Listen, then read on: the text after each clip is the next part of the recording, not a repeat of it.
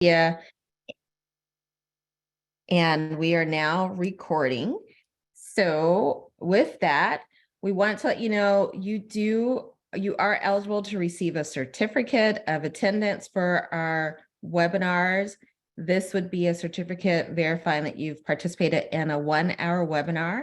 And if you'd like to have that certificate, please email us at calpro@air.org to request the certificate.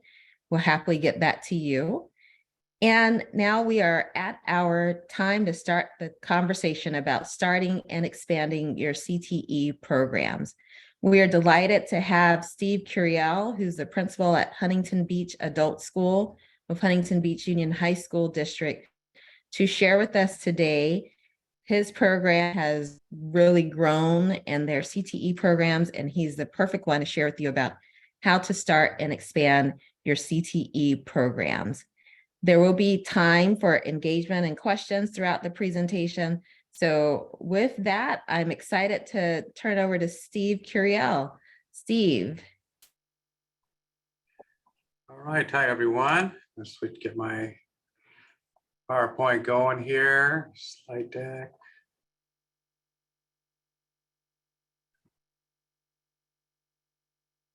There we go.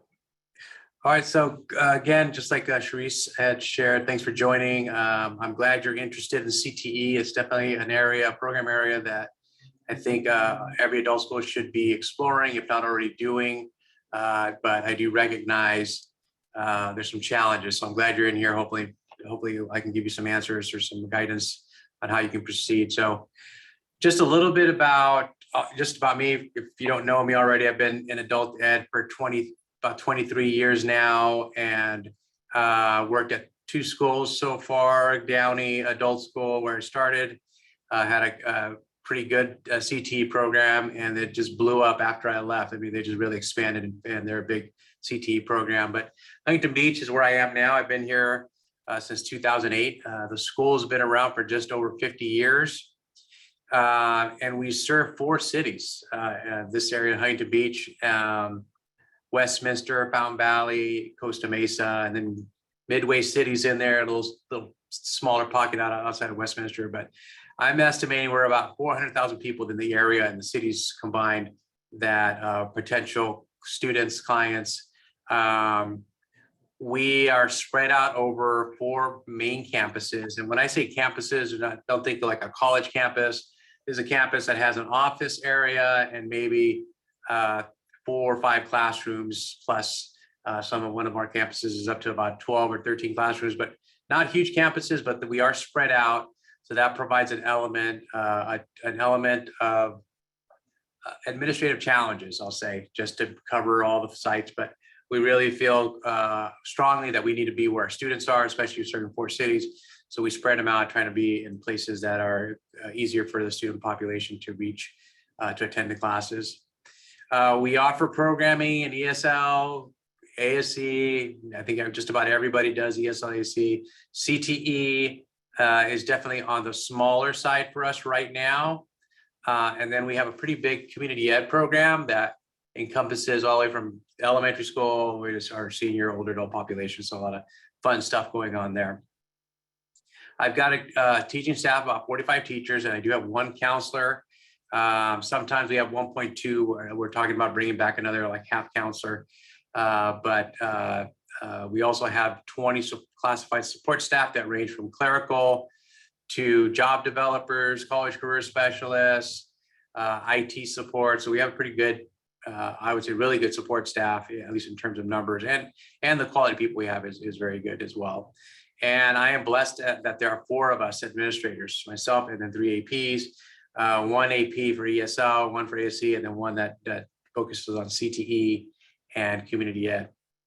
And our budget is just around $8 million right now, combining all the different sources that we get, including fees, CAPE, WIOA, CalWorks. So it's a pretty good, significant budget that we're able to do something. So I wanted to provide context. So that's fair enough. You can say, well, Steve, that's a huge school. You got all this money, and you can kind of make the judgment calls that way in terms of what makes sense for you and how you can compare. So starting a CTE program.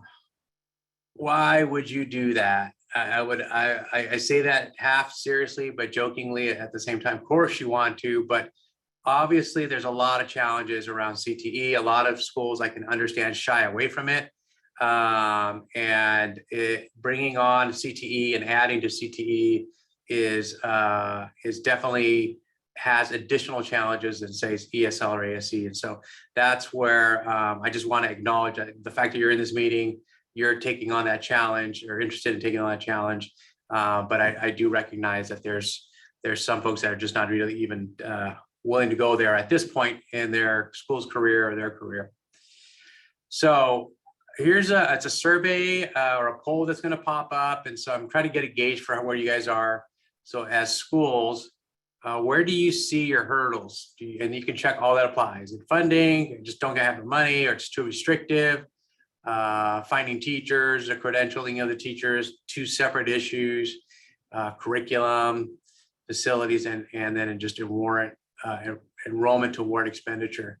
I think do we have enough students to start a CTE class is definitely what I hear often about. And it's one of the hardest to judge because you're not talking about just your current students. You expand the scope and you're looking at your community. So there's some factors we'll talk about that go into that.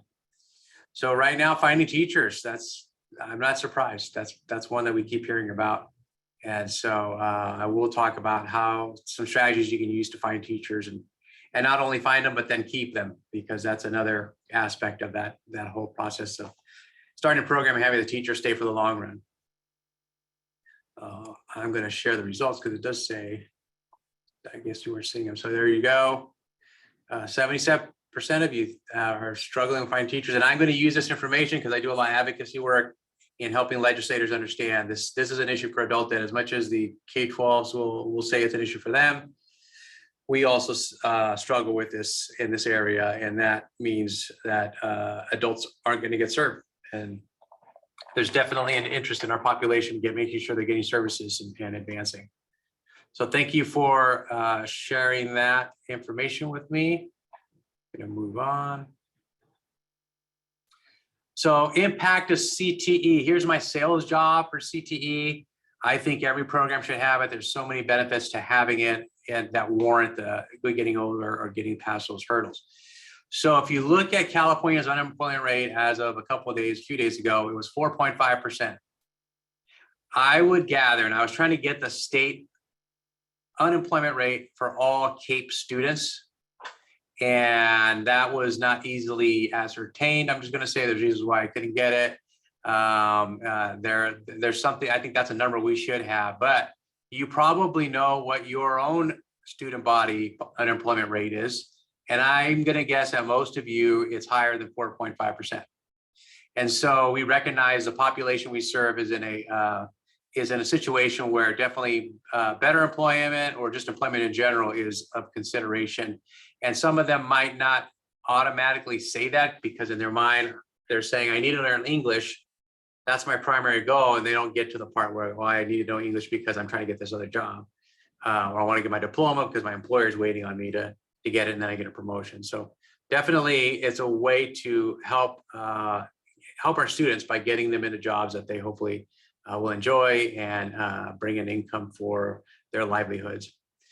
CTE also, and I'll get into a little more detail next slide, but also gives you outcomes. A CTE program now expands and makes it a better correlation, and I would say easier to get the post-secondary achievement, because again, post-secondary achievement is a CTE for us in adult ed. It's typically your CTE programs. If they complete a CTE program, you get mark them down as a post-secondary achievement.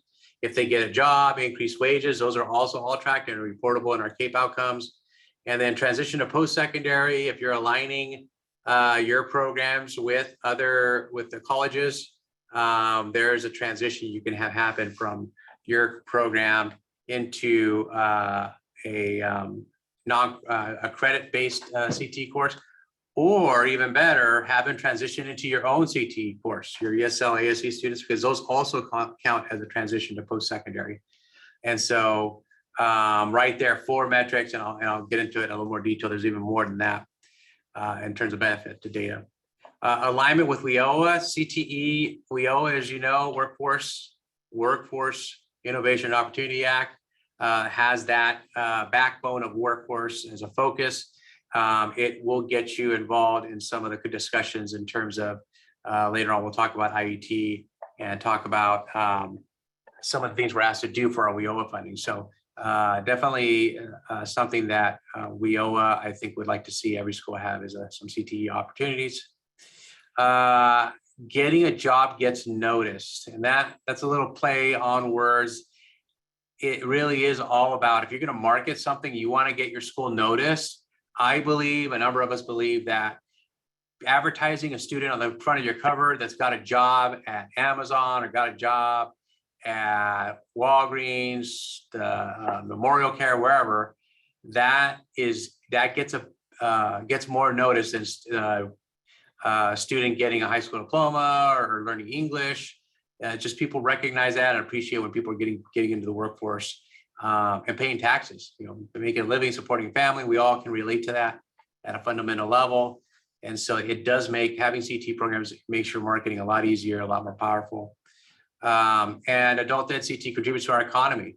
The students that we're supporting, many of them are desperately needed to fill jobs that are being vacated by baby boomers, by folks just deciding not to be in the workforce anymore. All those folks that win the lottery and stop working. That was a joke. But obviously we have a workforce that needs to be replenished. And we know, the feds know, state knows that we don't have enough students graduating high school and in the numbers that we need to replace the retiring population of the baby boomers and soon to be Gen Xers in that boat as well. So again, huge component of our economy is our program, our adult ed CTE programs, that they can impact that in a positive way.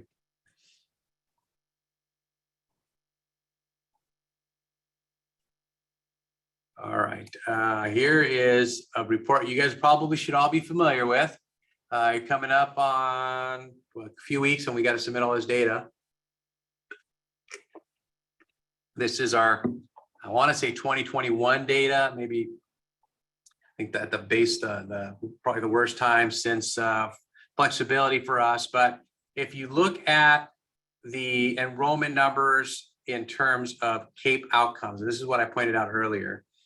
If you're seeing these outcomes I pointed out, post-secondary, entered employment, achieve, increased wages, the population that can gain you those outcomes is right here. Your ESL, ASC, those folks you don't really think about, but if you can get them into a career training program, now you've got a population of about 1,600 students, in my case, that you can draw into your CTE program and start getting these outcomes. Obviously, there's some more supports you're going to want to talk about and provide and think about. I'll get into that in just a bit, but that population can also be tapping into your CTE programs and getting these outcomes. And I believe a CTE program is kind of like a magnet at the end of the line or the pathway that draws students and keeps them coming back for their ESL, keeps them coming back for ASC. And the longer you keep your students, the more of a chance you have of getting the fluency gains in CASAS testing that we're all, I know, eager to get. And so there's a double benefit in that way too for ESL and ABE. Let me show you this one. Oh, here we go. So how do you determine what you're going to offer? So first thing you want to do is just guess. No, you don't want to guess. You don't want to fall into the trap. I think this job is great. I love this job. Everybody should do this job. You really want to look at data and look at labor market data that's out there. On a monthly basis, I believe your local county will post what is the projected job growth, and it has like 50 to 100 different jobs in the area that they're tracking, and they'll tell you which ones are growing the fastest or projected to grow the fastest. And so you want to look at that data that's out there. There's also another report that's just a raw number in growth. So if you think about projected growth, it's typically a percentage So they present the information with a percentage. So this dishwashers that's a bad example. Maybe let's just say LVNs is projected to grow 30% in the next 5 years. Well, that's a big number. But if there's only 20 LVNs in the area, 30% is going to be what, something like 5, 6 students, 7 students that would be added, or 7 jobs. So that's not a good indicator. So you really need to look at raw number growth and percent job growth. You definitely want to stay away from jobs that they're projecting to lose because of changes in the demand for the job. So definitely labor market is where you want to go and start. You're looking at what are those careers, those jobs that are out there that are fastest growing and they're going to have the most employment opportunities. We also look at local want ads, what's going on locally, because sometimes that labor market data is just too broad. Like LA County, if you're in LA County, that's a huge area that the labor market is kind of collating all that data, and you're getting a perspective for the county when you really just need it for Roland Adult School community that's there, or Hacienda or Huntington Beach. You want to know what's local because a lot of our students, especially ESL and ASC, they don't go far. They stay local. And so what are the jobs locally that are in demand? So hopefully you see in the local want ads, you see some recurrences of jobs that are posted in the labor market studies that are growing the fastest or have the most openings. I am a big fan of trying to find those jobs that are livable wage jobs. I know California's done a lot to increase wages, but I believe in Orange County, the minimum hourly rate to have a livable wage is $27, $28. It might be higher now with inflation, but that just seems not even enough, but that's what they're saying right now. So what are those jobs that you can get students into that are up at that salary rate? It might not be McDonald's, but maybe so, with some of the things that I've seen recently and the wages that they're giving out and signing bonuses and such, but definitely keep that in mind too. And then obviously, what is your local demographics? What are your students interested in? I know we survey our students. If you do Yale Civics, we have survey our students kind of what are they interested in as far as learning topics. That same question for what are you interested in terms of a career, I believe is a tricky one, only because a lot of our students don't even know what's out there. They really haven't had that experience and exposure to what careers are out there in this area that are in demand, and maybe even jobs that they are formally trained in that they don't realize their skills can easily translate into. So when you do survey students, keep that in mind. Also, if your program is very low level ESL, you're only really doing the lowest, like a beginning lit and beginning low, and not really getting into advanced. Some of the programs or careers that are out there, the jobs that are out there, require a little more English ability or require a high school diploma. And if you don't have a lot of students in that area that fit that demographic, you want to be aware of that too. So you don't pick jobs or a training program that's just going to be out of reach for a lot of students. Okay, seek alignment as much as possible. So we have so many plans we're working with. I know at my school, I'm involved in 4 plans, and I probably am missing one, but consortium 3-year plan, which also there's the 1-year plan. We have our WEO regional plan, your own school district local control accountability plan, LCAP, and that is we're involved in that. They invite us to every year to the planning on that and giving adult ed a voice in that plan. And then obviously your WASP plan. Lots of plans out there. I always look for alignment. Where are these? What can we do that helps align and gets to the goals of those plans? How can we contribute without having to do 4 different things? We do 1 or 2 things that happen to work for the plans that have been shared with us. And one of the things to keep in mind about plans, so when you're talking about alignment, it's not just a good thing to do just because it makes sense, it's more efficient. A lot of these or all of these are tied to money in some way. So the more that you align with a plan, like say for like the example that we go a regional plan in terms of your CTE offerings, if you're doing IET and you're aligned with, let's say, the workforce pathways that they've identified, the more likely you are to qualify for any funds that come out, whether they be grants, RFAs, or having your students qualify for support services because your programs are ones that they are supporting. So being involved with those plans, being aligned will and can open up some funding opportunities for you as you go forward. Okay, so partners, another area I cannot stress enough. It's hugely important in the CTE world to have partners. And so when I talk about partners, I'm not just talking about employers, but looking at when you're looking for labor market data, are you going to research that on your own? Or do you know somebody over at the One Stop or America's Job Center, whatever the name is they're using right now? EDD is another organization that can get you this labor market information. You can just reach out to them, the partner there, and just say, can you tell me if you were starting some CTE programs, which ones would you be looking at right now in terms of highest opportunity for employment for our students? And so having that relationship is important. Who will help getting your students prepared for interviews? Now, I am fortunate enough to have a job developer that does all the interview training for our students, the mock interviews. But if you don't have that, who's going to do that? Because that's the last thing you want is to train a student, invest a ton of resources, time, and money to train them to be, say, a medical assistant, and they can't interview to get a job. They're not able to do it, and they never get the job. So that's something you want to make sure you keep in mind, whether you hire someone or you partner with agencies that can provide that service. Who will help your students find the job? So again, I have a job developer. That's her task, but I know a lot of schools don't. So who do you rely on to help them with the job search going online, help them with the application process, help them navigate maybe unemployment and get some support funds while they're still looking? And who will hire your students?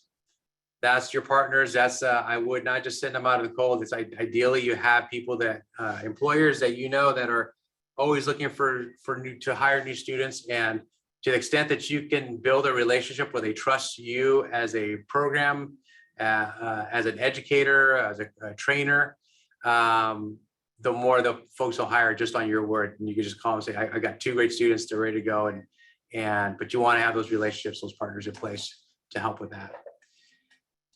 Tricia says we partner with AJCC for interview skills prep. Yeah, that's a great way to do it. I think they have a lot of staff that do that, and ours has plenty of time to do that. I've been there. I go there a number of times, and it always seems like there could be more folks in there using their services.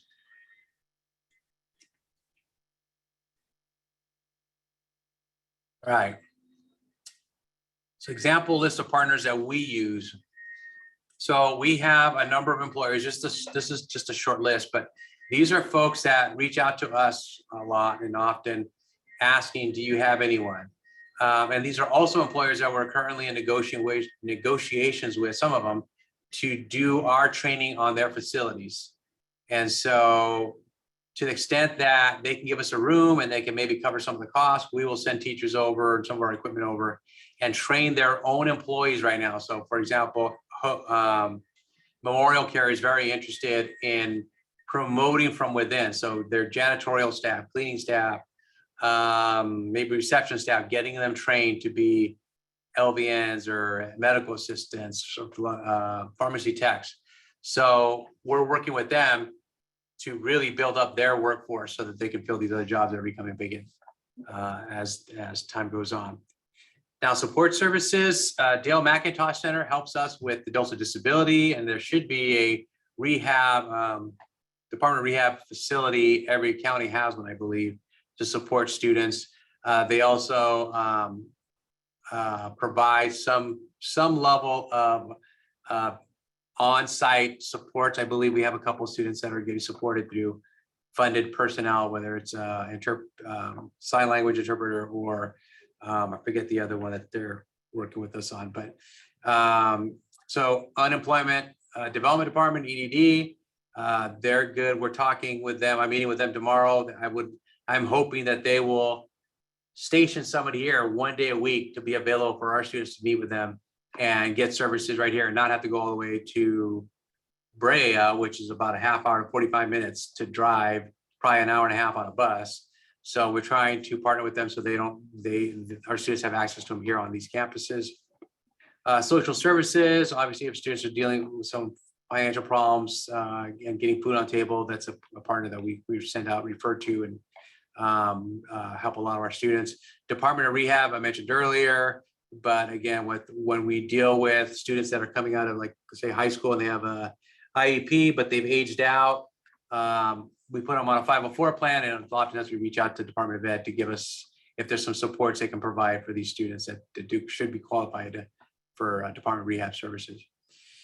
Orange County Youth Board Ready Set OC, that is the out of school youth program in our Orange County that is serving a very similar population in terms of what their goals are to get a high school diploma. And it's a younger age group. I think they're capped at 24, but we try to work with them so that if we can enroll them, co-enroll them with them, and they're enrolled with us, they could do some coursework with us, they could do some coursework with them, but more importantly, they can get some support services for them. They can get paid work experience. You can get a lot of perks that help them with to be stable in their income and to keep them enrolled and attending our school and our programs. And then you have working wardrobes, women helping women. Again, helping students. If they don't have the right attire, they feel they can go there and they get set up. I know we've had 2 students get full suits from, I think it's working wardrobes. They've got full suits to go on interviews, and they got to keep them. So that was kind of cool. Okay, so those partners do require some management, some engagement, and what we do is we have an advisory board / committee. And we get them together once a year. We're probably going to do 2 times a year. We're moving it up to 2 times a year. And we get them into cluster groups where they sit, the pharmacy related folks will sit with our pharmacy teacher, pharmacy tech teacher, those folks that are doing direct patient care. Maybe they'll sit with our medical assistant teacher and our personal care teacher. And for me, it's all about what's the latest. What are you guys seeing that's trending in what you expect your employees to be able to do? Is there new equipment that's everyone's buying and we should train our students in? What's the expectation? Do they all really have to wear the white scrubs or blue scrubs or scrubs in general? That helps us reiterate and let students know that's still expectation that you're going to do if that's what the facility is asking for. And I would say any partner that's working with the student, any agency out there would be a partner, especially if they're working really well with your students to support their education. I would invite them to the table because they have unique perspectives on what the students are dealing with, and then they have also unique resources for them. Again, focusing on their input. What I've been trying to get away from is us putting our programs. Here's the courses that we're going to take. Here's what we're offering. This is how you enroll. Well, that's not valuable to us. What I want to know is what's valuable to them in terms of an employee. Soft skills was a big issue. I'm sure it is today, but that was a big issue that resonated for me a few years ago. And so we brought on a soft skills class to help students know how to address an employer, know the expectations to be on time, how to shake hands, and how to look someone in the eye. All those things we covered to help with the soft skills and minimize any social type challenges for new employees. Again, we do 1 meeting a year. I'm hoping to do 2, and we again focus on their input. So it's I'll say easy, but I know it's a lot of work to set up. But it's always worth the work to set up these meetings because the conversations are so easy flowing. So program costs. Most folks, well, not most. I don't know where folks are right now. It used to be back just after flexibility, we got some more funding. A lot of our adult schools built up added CTE programs and built them up as a revenue source. And so they've been able to make some money off of them. That's not the goal, but that sometimes just happens because you have more students enrolled than you thought. And so you just got to be aware of that. If you generate more than you expected, you should have a purpose to rededicate it and repurpose it into the same program as much as you can. So program costs are going to be determined on a number of things. You got to make sure you know how many hours of instruction is the teacher going to be paid. What's the minimum number? I'm always looking for how do I get students fast in and out fast. So what's the minimum hours we need to put into this class so we can cover the curriculum appropriately and then get students done and out and moving on to externship. So calculating that up front, I'll give some examples later, but I know every time we start a program, I want to know how many hours does it last to complete this program. So then I roughly know what the teaching cost is going to be based on that. But then also books and materials, supplies, equipment, all those things need to be budgeted out so you have an idea of what, say, a medical assistant with labs and beds is going to cost. Marketing, how are you going to promote your program? Not everyone, but a lot of people forget about marketing. We like to do it professionally. We send the catalogs out still 3 times a year. We do a lot of fancy, nice color posters, put them all over our classrooms, and we do a lot of social media. And so if you're not doing that already, I highly recommend it. And I think especially social media has been booming for us in terms of outreach. It used to be less than 10% of our students, just maybe 6 years ago, were saying they heard about us through social media. Now it's 30%. So definitely our investment in social media has been paying off for recruiting students. Include your support cost, staff, admin staff. I typically sum that up into an indirect cost, kind of like most of us, or if not, well, most of us should be paying to our district an indirect cost for our CAPE money, up to 5%. And that supports some of the processes like HR, business services, where they support us too by doing purchase orders and keeping track of our budget. But just the same for you guys, you might think of a class that's 100 hours, a medical assistant. I'm just making that up. But how is the teacher going to plan for that? Are they going to write the curriculum? You have them come in at 8, class starts at 8:30. They're going to have half hour every day. Or are you going to give them a week in advance or 2 weeks, whatever it could be, to really work out a plan for materials and curriculum and how many hours is going to be. So teacher prep times is a critical component of that. Support staff costs, again, this is a little more challenging to figure out, but if you are sharing the receptionist, the main IT guy does everything, the receptionist has to phone for everyone. So that is a cost every time they answer the phone, every time an IT guy goes out to try to help out a teacher with their technology. You had to hire them, you got to pay for them. So don't forget the support staff and their cost in it. And of course, administrative staff. If you're the administrator overseeing CTE, you're going to spend a lot of time overseeing CTE, making sure everything's running smoothly, you got credentialing right, hire the right teachers, all the equipment's in place. So factor those things in so that you have a good idea of what a program's going to cost, whatever program you're looking at. So let's chat. So we can use a chat feature for this one. And I think Cynthia's going to put the questions up, but the 2 questions, there they are. What CTE program are you thinking of offering? And what do you project the cost will be? And you don't have to have mapped out, pegged out right now, but if you do have a program and you kind of are estimating an amount, we thought it would be good to share right now so people can see maybe if they haven't planned out a program, if they see you mention their program they're looking at and it's cost $5 million, they might shy away from that. But if you have any, I'll give a few minutes to see if anyone's got an example they want to share.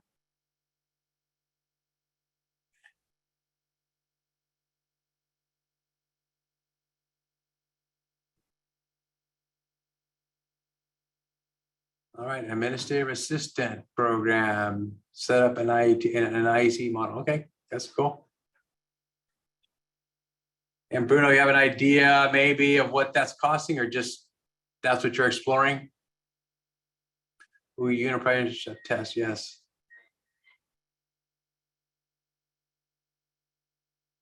Okay, just exploring right now. Okay, cool. Union apprenticeship test. I saw that at CCE State Conference. I think it was. I don't know if Laura saw you were in the same discussion or same workshop, but they talked about how being able to prep students to take the union entrance exams or the apprenticeship entrance exams has been very successful and very good partnership with. Oh, you presented. All right, Laura. So now you're the one. Now you're going to present next. Sharice, you hear that? She's going to present next on the apprenticeship because that's something I do want. I think a lot of us are interested in. How can adults utilize Golden State Pathways apprenticeship resources? That's a question for Laura for the next presentation. I think that's a great question. I had some good examples. I took notes and I haven't got back to them since the conference. I've had to deal with some stuff. Googling it now. All right, cool. All right, I'm going to go on to funding your program.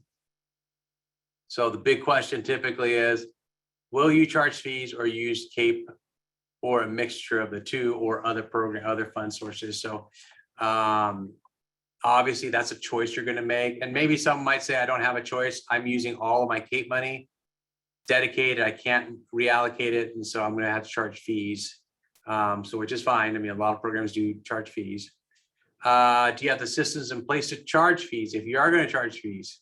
And if is the expenditure in your consortium plan? So if you're going to use money out of CAPE, does the consortium know about it? And that's one of the things that we're supposed to be doing in the consortium as we develop new programs, especially CTE. There should be some talk, some sharing, and with the intent of not duplicating services where not appropriate. I'm not against duplicating services. If there's plenty of students or if the service is so far away, it doesn't make sense for you not to do one, that it wouldn't be pulling away from other people's programs in terms of enrollment. Will you share costs with other partners?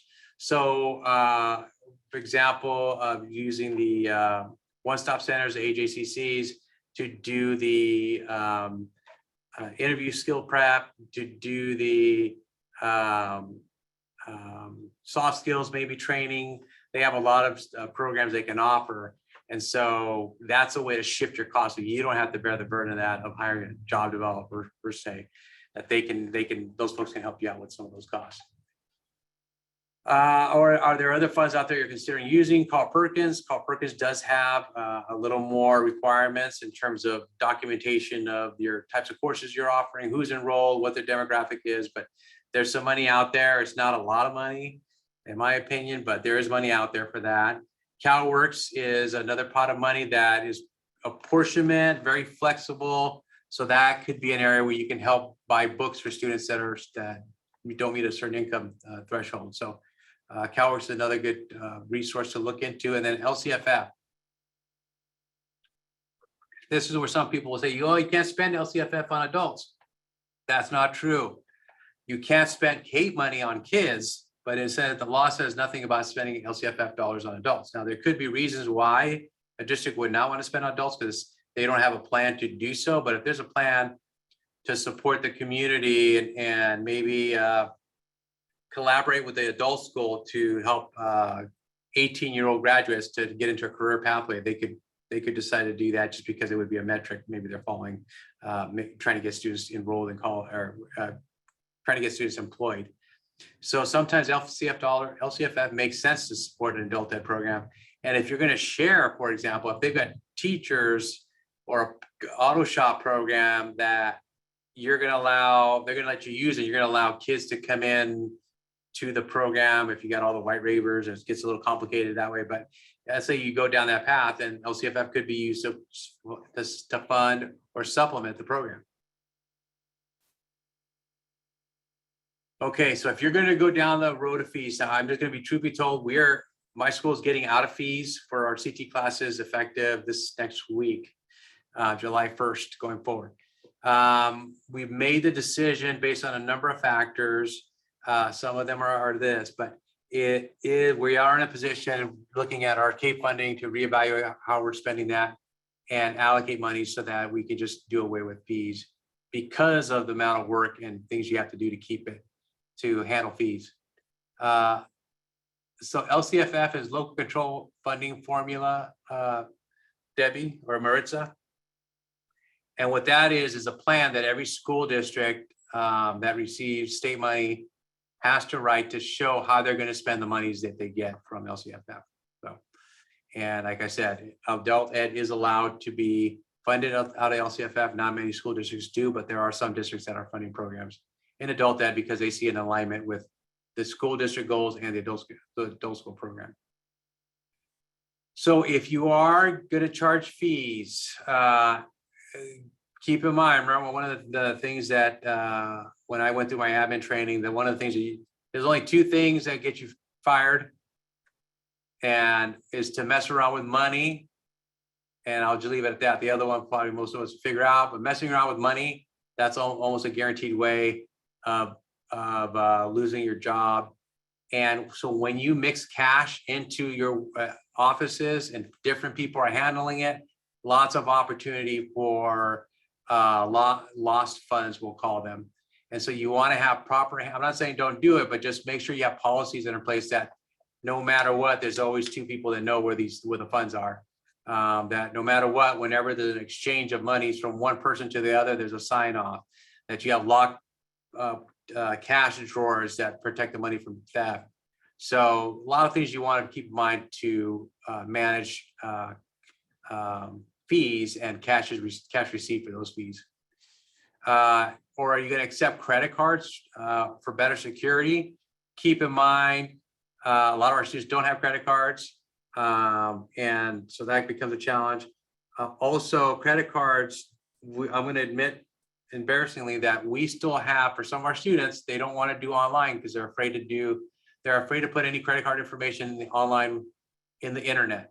In their mind, I'm going to put it into this computer. It's going to, now my credit card number is going to be in the internet for anybody to steal. So they refuse to do that. So we actually have paper right now, a paper process where they fill out the form, what costs they want to take. Then they write their credit card number.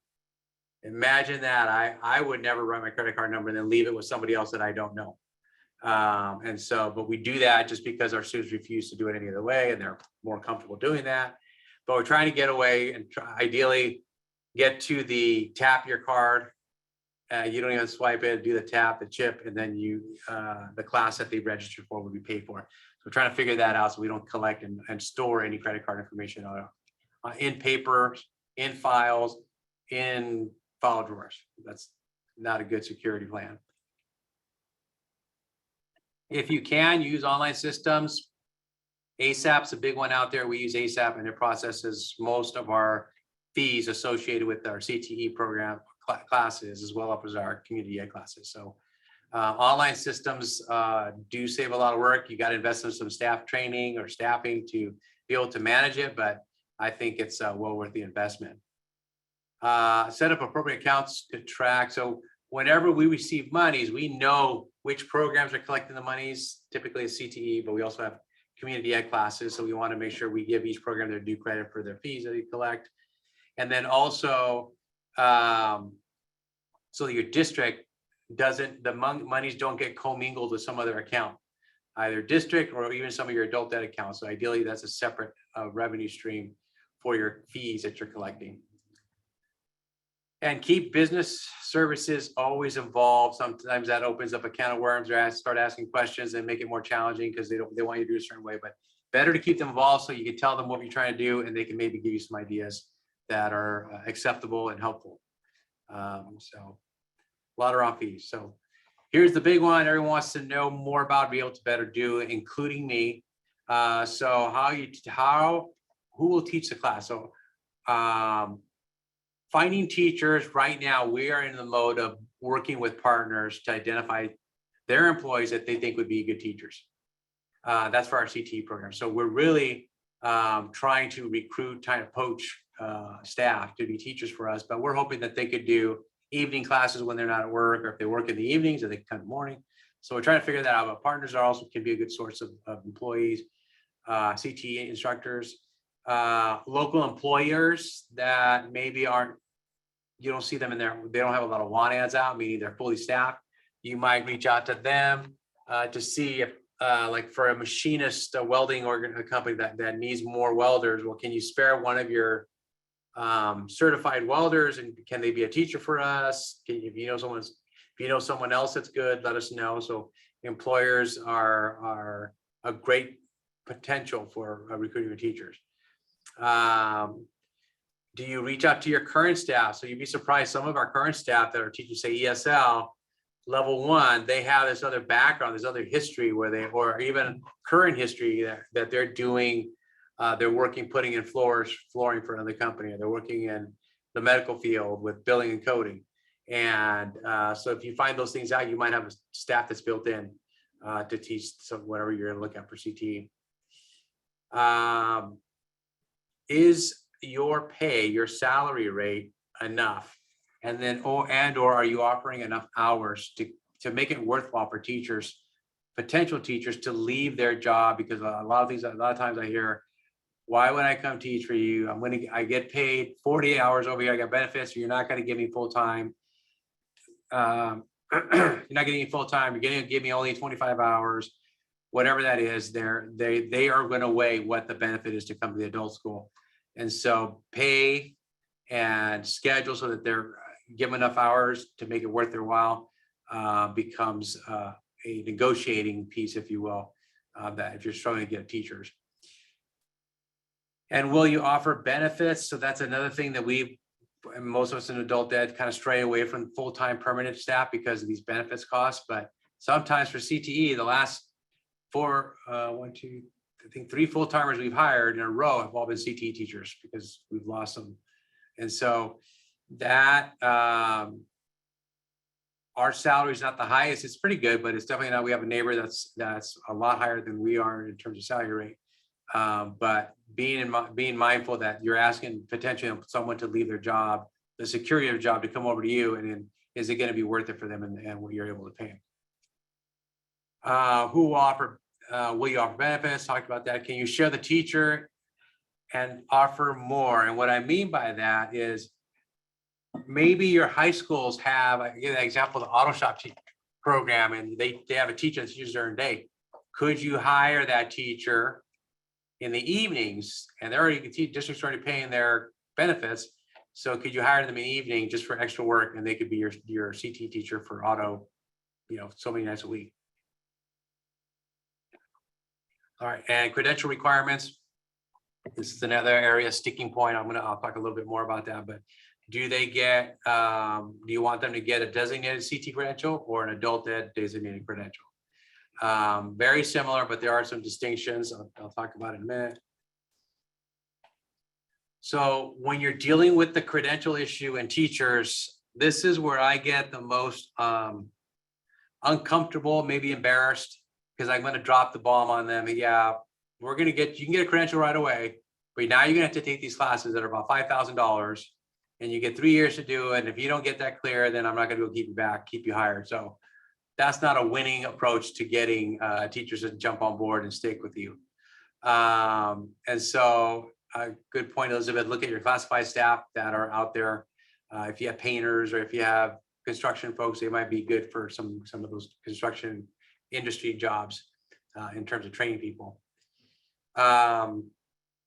So be informed. So the basic concept of a credential for CTE is 3 years of direct work experience, 1 in the last 5 or 2 in the last 10 years.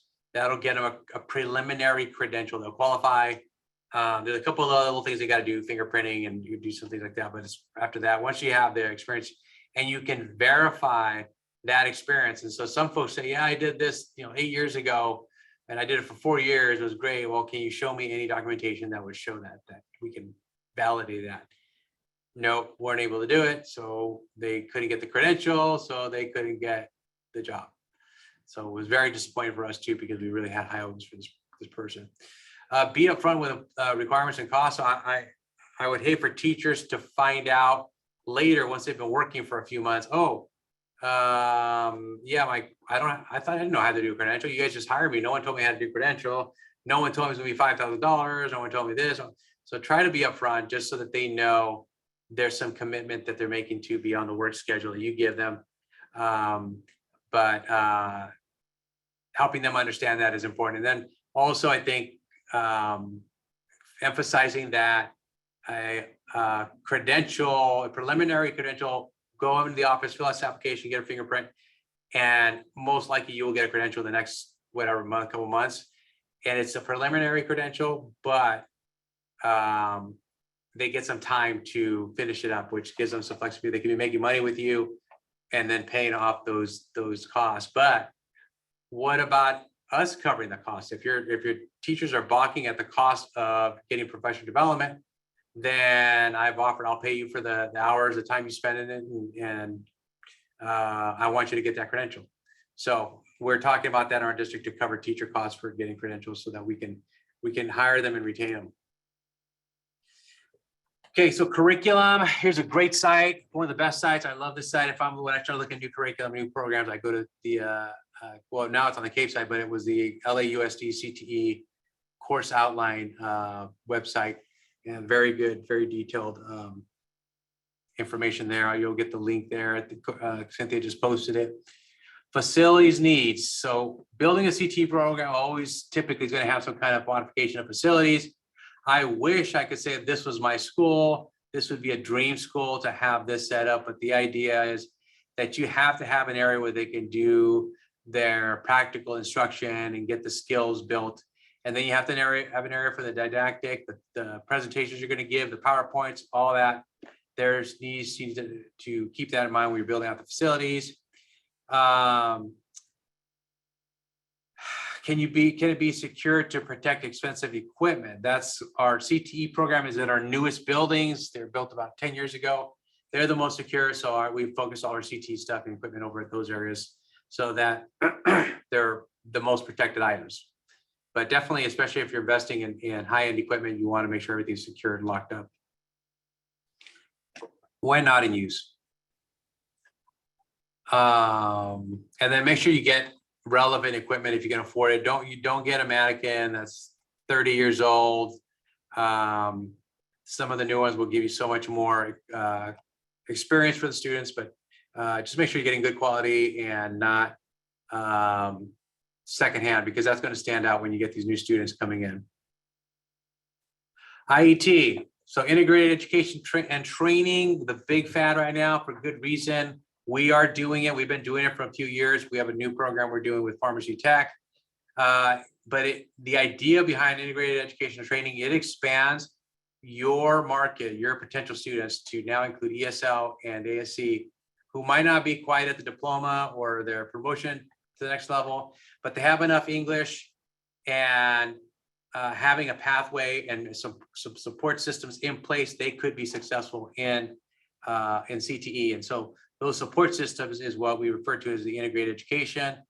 And so working with your staff to develop maybe code where they team up and you have the ESL teacher working with CTE teacher, that can be worked. That's a beautiful relationship and help students feel supported because they know the teacher that's going with them. And then there's the actual scaffolding of instruction that can happen when you have IET in place done the right way. You're going to be able to recruit when you're recruiting from your ESL or ASE programs. You know those students, teachers know them, and they can give you a recommendation so that you get students that are dedicated, they're on time, they do their homework, they listen well. So those are the students you want to get in, especially if you're offering a free program and you're going to be just swamped with other enrollments. Hiring those that you know is typically a better way to go. So additional resources for support refers to the line below it, additional funding potential. So as you develop your IET programs, those are, if you do it right and you do the assessments and you collect the responses to students and they have passed these assessments, these co-aps, those can generate funds for you as a school as well that can and help provide more support services for IET. Here's an example, a drawing that I think does a good job. You see the 4 circles, each representing different aspects of education and training, workforce training, workforce prep, adult ed, and IET right in the middle. It's an overlap. It's just a great example of how they all benefit each other working together. So here's a little bit about history. I know I'm running short on time, but I've been here since 2010, 11. We had a medical assistant program and computer classes. We then, over the course of the year, added and added, kept adding, and I'll talk about how that happened. But right now we're at 7 programs. There's a few that I haven't listed on there because they're a little bit smaller. But these are programs that we've developed with the intention of doing so because we wanted more options for students. And that is not to say that we don't ever say don't go to colleges. It's just if they don't want to go to colleges, we have options for them here. And so a little bit about how all this came about. One of the things, if you've got individual computer classes, try to group them into a pathway so you can create like admin assistant. I think somebody said they're looking at that. The computer classes sitting by themselves are fine, but if you can put them together into a package program, now you have more students taking multiple classes because they want to complete the program, and you're training them for a job that's out there. And medical admin assistant is what we did, and that's worked out well. And so that was early on. If we fast forward to pharmacy tech, 2012-13, I had a recruited teacher. I know I wanted pharmacy tech. I knew it was a very quick training program, and that was something I was big on. I wanted to get them out. It didn't require a lot of time. And because it was going to be fee-based, having it be a short program meant it was going to be more cost-effective to students. And then when CAPE funding came in, we started looking at other programs. Well, how can we take some of this money and build out some more CTE programs that are reachable for our students? And what are your next steps as we get into this? I know short on time, we're already over 3 minutes, but there's a quick survey. What are you looking at right now? Maybe even as a result of getting some information now. Survey students, good.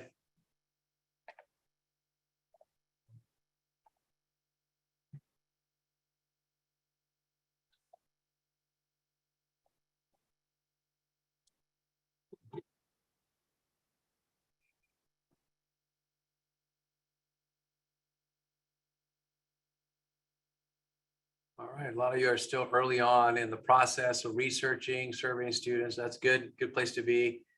All right, well, cool.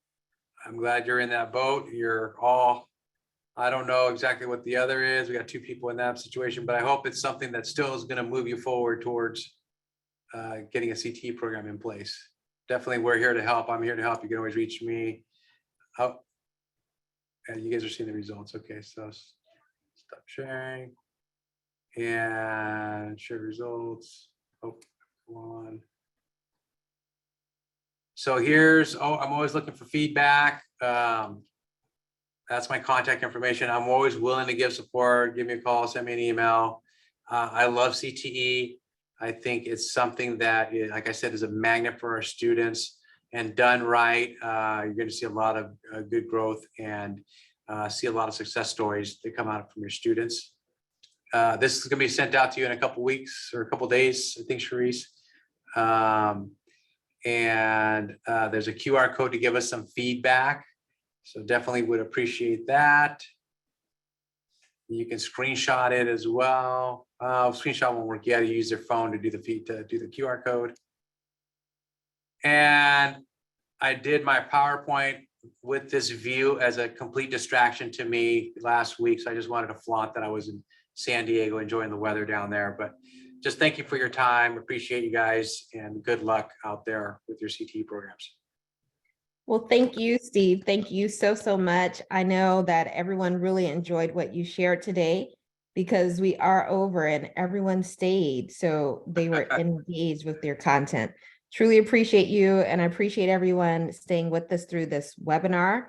As I said earlier, this is the 4th of the series this year, and we are always looking for new topics. I did see one that came up in the conversation today. And if there are others, please be sure to include those ideas on the evaluation feedback, or you can also share them in the chat now. And we will look forward to seeing you at our next webinar in the next year. Have a great rest of your afternoon. Thanks so much, everyone. Everyone. Bye-bye.